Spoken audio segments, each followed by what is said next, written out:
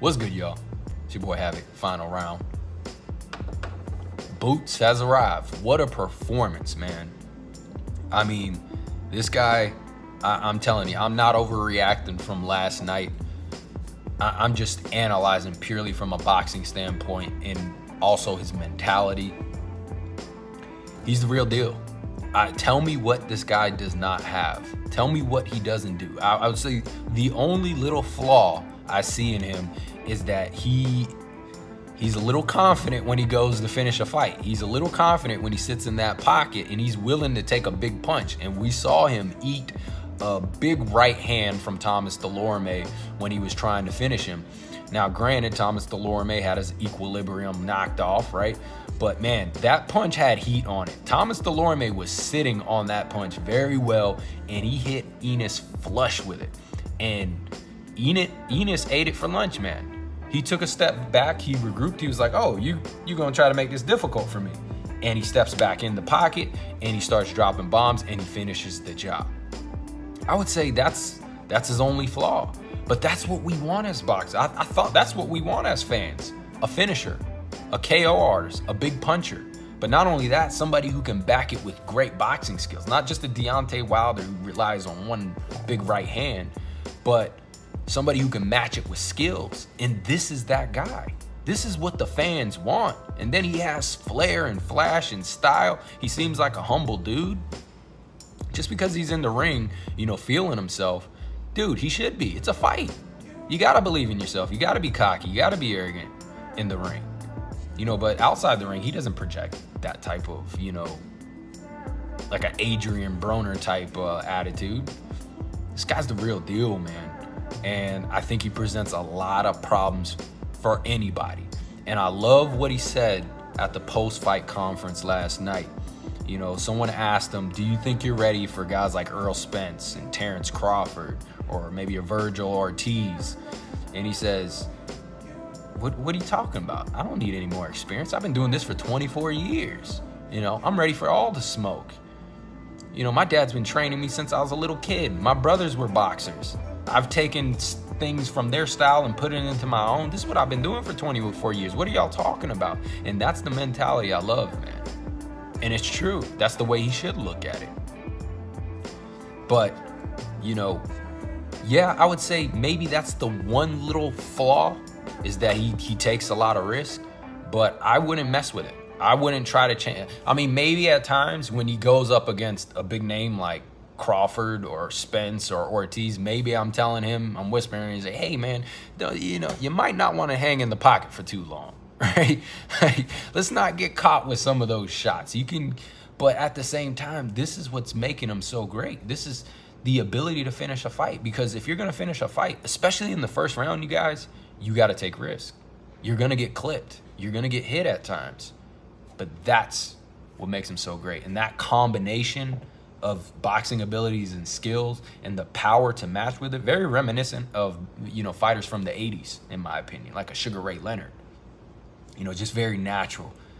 And the way he gets into the fight, it takes him no time. You know, especially in the Mayweather, after the Mayweather era, we see a lot of guys, even if they do have that combination of power and skill, it takes them a while to kind of get into the fight, warm up, right?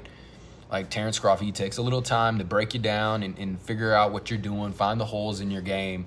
And then when he figures you out, he starts pushing the tempo and the pace. And if he, you know, he catches you slipping, you know, he's going to finish the fight. But it takes him a little bit of time. This guy jumps into the fight immediately. And the way he was switching in from southpaw to orthodox, and he didn't even need to. But it's just so natural for him. He doesn't have to think about it. You know, when you watch Crawford switching in and out, it takes time for him to adjust. This guy's a natural. Tell me what he's missing from his game. Is it speed? No. Is it power? No. Is it the right mentality? No. Is it discipline? Doesn't seem like it. You know, is it footwork? No. Defense? No. And I hear some things in the boxing community saying that Ennis has, you know, he's not good defensively because he gets caught with those shots. Once again, you guys, it has nothing to do with defense. His defense is phenomenal. It's the fact that when he goes to finish fights or he's letting his hands go in the pocket, he's taking risk. He's taking risk. He's taking risk. And if you guys want to see those big KOs, stop bitching about it. because that's the only way to get a KO, especially in the first round. You know, say what you want about Thomas Dulorme. He's a solid fighter. But I understand the criticism. I do the same thing with certain fighters. I'll sit there and say, well, yeah, they won, but the quality of opposition. But here's it's not so much that, right? So sometimes you're gonna have to take some fights. Okay, you're gonna have to take some fights. Okay, against guys you don't necessarily that aren't on your level. Okay, like I was doing a film analysis of Caleb Plant and Caleb Truax. If you're interested, be on the lookout for that. I'm about to put that out. And Caleb Plant is a class above Caleb Truax, right? And he won that fight. He won it convincingly, and you know he did fairly well. But he should have TKO'd or at least KO'd or at least TKO'd Caleb Truax. He should have. He got the win, but considering he was going up against an opponent like Caleb Truax, you have to have an impressive win. It's how you win. Okay, I get it. You're going to have some of these fights, and sometimes you got to go up against who you go up against, and you're not going to get to put the best of the best each time you go in that ring. But if you're going to get a guy who's a step below you, okay, finish the job. Put on a performance. That's when we get critical. That's when we should be critical. And that's where I was critical of Caleb Plant versus Caleb Truax. I was like, that's one of the things holding me back from thinking he has any sort of shot against Canelo Alvarez was that fight, and it was a recent one. It's like, dude, you're going up against Caleb Truax. You showed that you're a better boxer. Like, why aren't you putting your foot on the gas pedal and getting this guy out of here? Because what's important is that you show the boxing community that that you're here to make a statement. It's how you win. And even though Thomas Dulorme is not on Ennis's level, he won in such a convincing fashion. He did it in one round. So, yes, this is not the top flight, top-notch competition he's going to be going against very soon, but he did his job, and he did it phenomenally. And he put on a show for the fans, most importantly, which was awesome. He has the right mentality. I think he can beat Terrence Crawford, you guys. And like I said, I'm not overreacting from last night, just seeing him beat Thomas Dulorme. It's the mentality.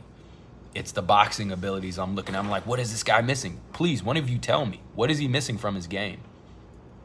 What is his weakness? Other than that he takes risk and he gets clipped from time to time. But he shows it so far. He has an iron chin. He has a good beard so far. Okay. We'll see against, you know, bigger name fighters. But tell me what he's missing. And tell me why he can't compete with those guys. He's saying he can do it right now. And I believe him. And that's what sells me on, I think he's ready. I think he's ready for Terrence Crawford. I think he can beat Terrence Crawford. That's a close fight. Both of them are very similar because they have all the tools in their shed. They can do anything. But I think that Ennis is a little bit more natural of a boxer and I think that's validated through the way you see him flow in and out and get into the fight immediately. That shows how much of a natural he is. When you can just jump in a fight and you're ready to go. Very Sugar Ray Leonard-esque. You know, some of these very skilled fighters we see, like Usyk, Lomachenko, Terrence Crawford, or even Tyson Fury at times, it takes them a while to get warmed up. It takes them a while to figure out what's going on. This guy's, he's in the Matrix. We thought Vasily Lomachenko was in the Matrix. This dude's, he's past Matrix, whatever's beyond that, because he's processing so fast. It's crazy. I know a lot of Errol Spence fans aren't going to like this. I think he beats Errol Spence fairly easy. What you guys don't understand about Spence, he's a one-geared guy. He's a one-geared guy. One tempo, you know. One tempo. Yeah, he's shown a little bit of ability to box off the back foot. You know, he's shown that. I'll give that to Errol Spence. But he's not like a complex back-footed fighter. I don't think he has... In the same with Virgil Ortiz. Let me say this about Virgil Ortiz. I just started watching him. He is a bad dude, man. He's the boogeyman. He's a bad dude. I am very impressed with Virgil. He's a pressure fighter that I really like. I like his style in terms of pressure fighting. I like his tenacity, his mentality, his jab. May be one of the best jabs in boxing. I'm not even kidding you. Just if not in general, right? Maybe not so much in general, but in terms of power. I mean, it is a shotgun jab. I never seen anybody throw a jab like that. I'm being dead serious, the way Virgil Ortiz does. It is scary. Like, I am not intimidated. I'm a boxer myself. I'm not too much intimidated by too many opponents' jabs, but that dude's jab, that's a scary jab, man. That's a jab that can knock you down, maybe knock you out. I seen him throw that jab down to the solar plex. I've never even seen somebody throw a jab to the solar plex like, oh, I've seen it, but the way he throws, it's very interesting. His jab is a shotgun. It's a shotgun blast. He has a nasty left hook to the body as well. Freaking disgusting. Like, that's when I think of Virgil Ortiz, I think of nasty. He's a nasty dude, man. And I mean that in a good way. I like him a lot. I think he needs to polish up a little bit more in terms of his pressure fighting. I saw him against Mean Machine, and he tend to lose sight of going down to the body. I got to watch that film again and maybe see why. You know, maybe Mean Machine was covering up in a certain way. I'm not sure. Maybe it's just he lost sight of it. Being more consistent downstairs, ripping combinations to the body. I know he does that because I've seen him do it in other fights. And maybe, you know, sharpening his cutting off the ring, but he does that well too. I'm being nitpicky here, you guys. I'm not criticizing Virgil Ortiz too much, but I do think he can sharpen up his pressure fighting skills, and if he does, I think that'll make him even more devastating. But against Boots Ennis, all three of those guys, and I know there's some other names there, I think Boots has the advantage. I got to be real with you guys, because I look at Errol Spence and I look at Virgil Ortiz. One gear guys, right? One kind of tempo. Virgil Ortiz, relentless tempo, even a crazier tempo than freaking Errol Spence. You know, I love to look at the statistics on the punch stats and the volume of each guy, but the intensity that Virgil Ortiz brings, I think he's way more and has more of an intensity than Errol Spence. And Errol Spence, we know Errol Spence and what he does, but I think those guys are one gear. They're a nasty gear, right? They're really good geared fighters, one geared. But when I look at Terrence Crawford or I look at Ennis, or let me put it like this. When I look at Boots and Terrence Crawford, they have all these different tools in their shed. When I look at Spence and when I look at Ortiz, they have a big old chainsaw in the back. That's all they got, but they got a big old chainsaw, and they're going to chop you down. They're going to cut through you. They're going to buzz through you. You see what I'm saying? But I will always favor the guys who have a bunch of tools in their shed they can pull out for a fight. Okay, this tool ain't working. Where's the other one? This tool ain't, oh, where's the other one? Let me get that one. Oh, ding, ding, ding, ding. This one's working. I'm going to use that tool. And if that tool stops working, now I'm going to pull out the other tool. That's how dynamic Boots is. And even compared to Crawford, I think he's more natural than Crawford, because the way he's able to get into flow, into the fight, and just get into it, it's phenomenal. This guy is going to be a force to reckon with. I mean, tell me what you guys think. I mean, point out something that I'm missing here. Like I said, I'm not riding the hype train. Obviously, that helped. But it's more so the mentality and me just breaking him down as a fighter and look at him. He is phenomenal. I don't see any weaknesses. You know, I don't mean to yank his chain too much, but I'm just a fan of fighters like this. And he seems like he's got the right mindset and mentality. And I don't care that he showboats in the ring. Dude, you got to feel yourself in there. You got to feel you. You got to be cocky. You got to be confident. You got to be arrogant in the ring. But what I like even more is when he's outside the ring, he seems to be very humble. He doesn't seem to be a jackass, right? But, you know, when he steps out of the ring or into the ring, you know, he turns in, you know, he has the swag, he has the flair. I love the apparel, flashy. You know, that's what we want to see. We want to see a performance.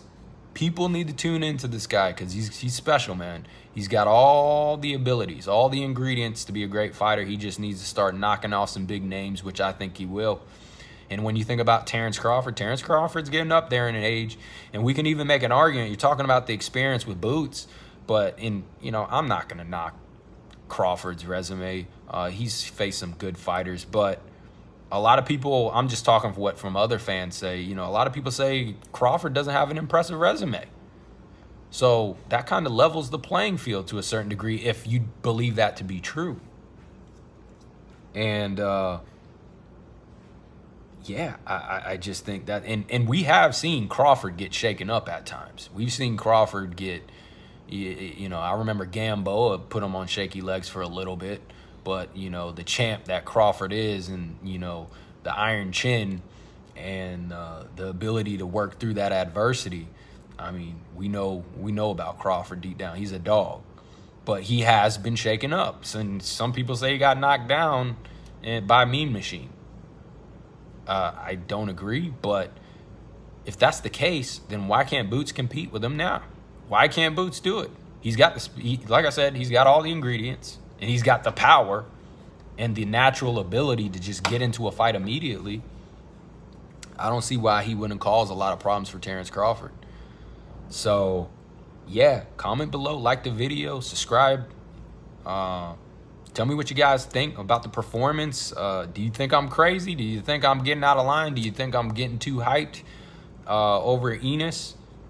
Like I said, I'm not just basing it off of last night's performance. I'm basing it off of him in his whole totality of what he's bringing to the table. I think he's ready. How do you think he would look against Virgil Ortiz, Earl Spence? And I got to say this real quick, you guys, to end it. I've been getting a lot of nasty comments, or some nasty, not a lot, but some nasty comments from people. And, that's cool, man. Whatever you got going on behind scenes, if you got to take it out on me, go for it, man. I get it. I'm going through a hard time personally as well, and sometimes I lash out at people. But, I've had some, chill out, you guys. And I think it comes from a lot of Canelo Alvarez fans. For some reason, they're interpreting some of my film studies as if I'm against Canelo Alvarez, or I have some narrative going against him, or I want him to lose. Or, dude, I got nothing against Canelo Alvarez. I'm a fan of the guy because he's a great boxer, and he came back from that Mayweather fight, reinvented himself in a really good way. I'm just breaking the fight down, man. I'm breaking it down to a T as much as I can from my perspective and my experience. And, I put Canelo at the top, man. And when I put a fighter at the top, I'm going to be as critical as I possibly can be. And not just that, when I'm breaking down fights, I like to give each fighter a fair shake and break down the story for each of them, their strengths, their weaknesses, stuff like that, to make the fight interesting, to see if I'm glossing over anything. That's all I'm doing. But for some reason, a lot of people take it personally. I'm getting comments, they're saying a lot of nasty stuff that's not necessary. I mean, that's not even my issue. I can take all that. What I take personally is that maybe people are getting this channel wrong. This is a new channel, you guys. I'm not backed by anybody. I'm not paid by anybody. I'm doing this for free, for the love and the passion of the sport, my enjoyment, and just trying to share my perspective, maybe help others in the boxing community to understand a little bit more and add to their knowledge. And I'm learning myself. I just got on YouTube, and I'm figuring things out. I had no idea when I first got on to YouTube and started discovering the boxing community, the narratives going on, the racial tension going on, the biases. And it's crazy to me because for me, I don't care what your ethnicity is, your nationality, your gender, your sexuality. I don't care, man. If you're a good boxer, I'm a fan of you. If you are trying to go in there and master your craft and you're bringing something new and different to the table, I'm a huge fan of that. And I don't care what your background is. I'm not pushing any narrative. And that's what I take personal from some of these comments. And I suspect it's from Canelo Alvarez fans. That's what I take personal. Because I don't want people coming to this channel thinking like this is some LDBC stuff or some race crap. Dude, I'm mixed. I come from a multiracial background. I have no dog in the fight in anything. And I mean, I got my favorite fighter is, I love watching guys like Vasily Lomachenko, Usyk from Ukraine. I love Canelo. I loved Julio Cesar Chavez from Mexico. I love, you know, Tyson Fury from the UK. I loved guys like Prince Nassim Hamed, same thing. You know, obviously, I love a lot of American fighters, Terrence Crawford, and all different styles, all different shapes, all different sizes. Tyson was my favorite heavyweight. I mean, dude, I love it. I love fighters who go in there and they master their craft. That's what I'm a fan of. It doesn't matter, dude. Fan of Clarissa Shields, Holly Holm. I don't give a shit about all that. That's not what this channel is about, and I want to make that clear, because I don't, like, when we start to get into that racial narrative and biases and, you know, or just tribalism, I get why fans support certain fighters that share the same ethnicity or nationality. I get that. That's fine. But, you know, there has to be a certain point to where it doesn't get too emotional, right? And too biased, and too, where it blinds you. You put blinders on and you don't want to listen to anybody else, because that creates censorship. And I don't want to be a part of a boxing community where we have to censor what we say and stuff like that, man. That's not cool. But I also had somebody say I'm living in my mom's basement. Come on, you guys. I'm not living in my mom's basement. This is a damn $2,800 apartment I pay for. It's not worth $2,800, but damn it, I paid $2,800 living here in Los Angeles in this one-bedroom apartment. For $2,800, I can buy a freaking house in Florida for like half the price, man, with 3-4 bedrooms. My mom's, hey mom, where you at, mom? You out there? This dude, this is a $2,800 apartment. I'm a grown-ass man. Dude, this was my kid's bunk bed. You know, it's just a nice kind of backdrop compared to anything else in the apartment, so I just used it. You know, but I had somebody say I was, you know, typing in my mom's basement. Bro, I pay roughly around $3,000 when you really think about it, with all the utilities and shit to stay at this place. So I found that very funny. Yeah, I'm not that guy, you guys. Definitely not that guy. This is I'm just trying to create a dialogue, man. I don't mind getting nasty, you know. I don't mind kind of trading back and forth. Not so much in, you know, throwing shit on each other, but, you know, just debating, boxing, keeping it boxing, non-emotional. I don't mind that, man. But just chill out with that. You know, you don't need to bring all that negative energy with all those comments, you guys. It's not cool. You know, and I also said, somebody commented on my ugly face. Look, you guys, you're not here to look at my face.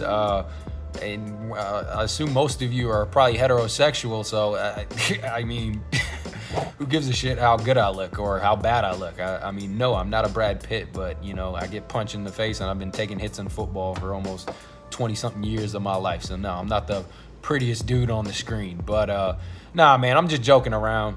I'm just trying to keep it positive energy. I'm just trying to create a community and a channel to where people kind of share their love for boxing and share their knowledge, because I'm still learning too.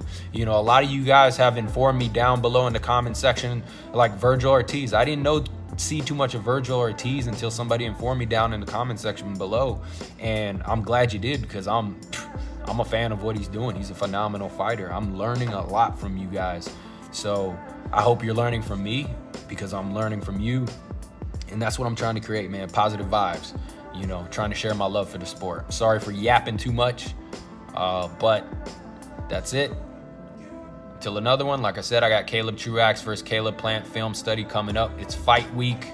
The big showdown for Undisputed is coming, and I'll have some predictions and videos. Oh my God, and I forgot to mention, I did predict Ennis would get a KO anywhere from rounds 1 to 12, right? And I wasn't trying to hedge my bets. I genuinely meant that, and you saw why I meant that last night, because the knockout could have came at any point. But get at me, you guys. Stay safe.